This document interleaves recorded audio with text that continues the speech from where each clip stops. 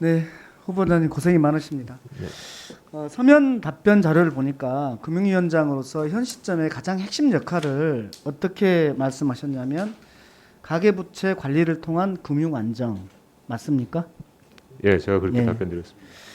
그래서 우리 존경하는 김한정 의원님께서 좀 전에 멋있는 표현을 쓰셨는데 가계부채의 소방수 역할 그렇게 하실 거죠?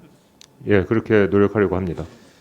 제가 여기에서 오늘 묻는 것은 가계부채의 소방수 역할을 하시다가 자칫 힘없는 사람들이 익사하는 그런 상황이 닥치면 안 되겠다라는 것 때문에 또 말씀을 드립니다. 오전에 제가 이렇게 분류를 했어요. 가계부채가 심각하기 때문에 우리는 금리를 인상하는 거죠. 근데 금리를 인상하다 보면 좀 힘들어지는 사람이 생기는 거죠. 대출을 얻은 것을 두 가지로 분류를 하면은 자산 투자를 위한 대출과 생계를 위한 대출이 있는데 여기서 우리가 보호해야 될 사람들은 생계를 위한 대출이잖아요. 맞죠? 네. 그러면은 이 생계를 위한 대출과 같은 경우에는 금리를 올렸을 때 큰 부담이 될 텐데 여기와 관련해서 어떤 대책이 있을 수가 있죠?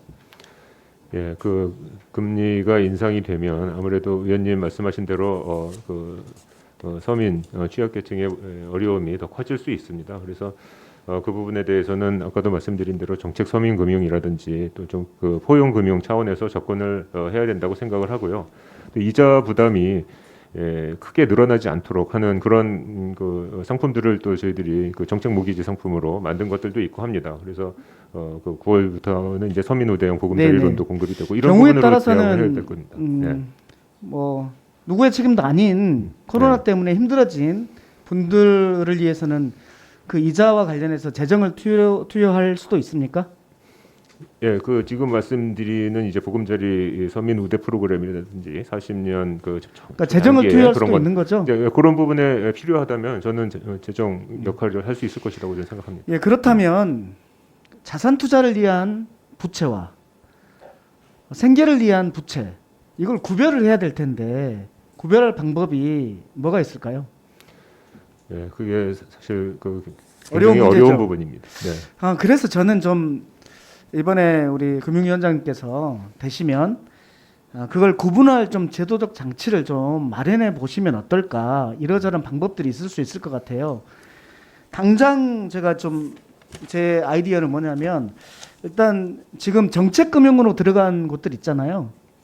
거기는 좀 구별을 해줘야 될 것 같다.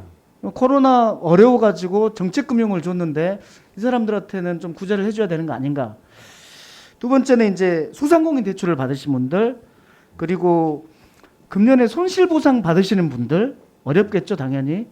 그리고 최근에 실직하신 분들 최소한 이런 분들 같은 경우는 당연히 생계를 위한 대출이라고 보고 이런 분들에게는 어떤 정책적 배려가 필요하다 이렇게 보는데 어떻습니까?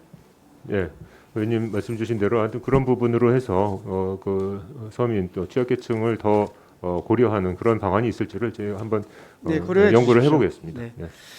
예, 저는 그 코로나 극복을 위해서 이제 경제적 지원 5단계, 5종 세트를 계속 얘기해 왔었는데요. 그게 뭐 이런 겁니다. 행정명령을 받은 사람들 같은 경우는 그런 당사자가 쓰러지기 전에 신속히 보상을 해줘야 된다. 죽은 다음에는 보상이 안 되기 때문에. 그래서 지금 손실보상법제가 마련되어 있지만은 10월 말이나 11월 말이나 이렇게 되기 때문에 먼저 우리가 대략적인 계산을 하고 그래서 지금 1조가 있잖아요. 그렇기 때문에 선 지원을 하고 후 정산을 하는 방법을 고려해 주십사라고 좀 말씀을 드리는 거고요. 두 번째는 일반 업종 같은 경우에는 좀 더 피해 지원이 좀 더 광범위하게 돼야 된다라는 말씀이고 세 번째는 초저금리 긴급대출 지금 한 바가지에 물이 필요한 사람들이 많기 때문에 초저금리 긴급대출을 신용도 보지 말고 담보도 없어도 되는 당장 버텨내는 돈을 좀 지급할 필요가 있다라는 말씀을 드리고 네 번째는 지금 9월 말이면은 만기가 돌아오는 거잖아요. 지금 2번 연장했는데 이거 3번 연장하기에는 금융 시스템상 좀 어려울 수 있다라는 말씀도 하시지만 코로나 때문에 어려워진 사람들 때문에 만기를 연장했는데 지금 코로나가 해결되지 않았지 않습니까? 그렇기 때문에 원인이 해결되지 않았기 때문에 다시 한번 만기 그다음에 이자 이런 상한 유예를 할 필요가 있다고 봅니다. 이렇게 마지막 두 번째, 세 번째하고 네 번째는 당연히 금융이랑 관련된 업무인데 어떻게 생각하십니까? 예, 의원님 말씀하신 대로 뭐 코로나 상황으로 인해서 어려움이 지금 계속되고 있어서요. 그 부분은 제가 충분히 고려한 그런 결정을 하도록 하겠습니다. 네, 고맙습니다. 예, 이게 지금 221조가 풀려 있는데 이게 확정된 부실이 되면 금융당국으로서도 큰 부담이 될 수 있겠다 생각하기 때문에 그렇습니다. 그 마지막 5종 세트 중에서 다섯 번째가 이거거든요. 이제 과감한 채무 조정으로 인해서 이제 신용 회복 방법이 필요하다입니다. 여기에 대해서 최근에 신용 사면이라는 표현으로 하면서 이런 게 있었어요. 2천만 원 이하를 연체를 했을 때 그것을 다 갚으면 연체 기록을 없애준다. 알고 계시죠? 네, 알고 있습니다. 충분한가요? 이것은 다 갚으면 연체 기록 없애줄게. 빨리 갚아. 이것이지 제가 보기에는 부족하다고 봅니다. 지금 국민들이 말씀하시는 신용 사면은 이 정도가 아니라 그 원금 감면 비율을 좀 높여달라는 거거든요. 예를 들면 지금 그 신용회복제도 신용회복위원회에서 3개월 연체했을 때 있는 개인 워크아웃은 20%에서 70% 정도를 삭감해 주는 거예요. 근데 평균적으로는 40%가 못 되고 그리고 70% 하는 사람은 거의 없습니다. 여기에서 전체적으로 그 감면 비율을 높여주는 것 이것이 사실상 국민들에게 즉 물에 빠진 사람들에게 필요한 제도 아닐까요?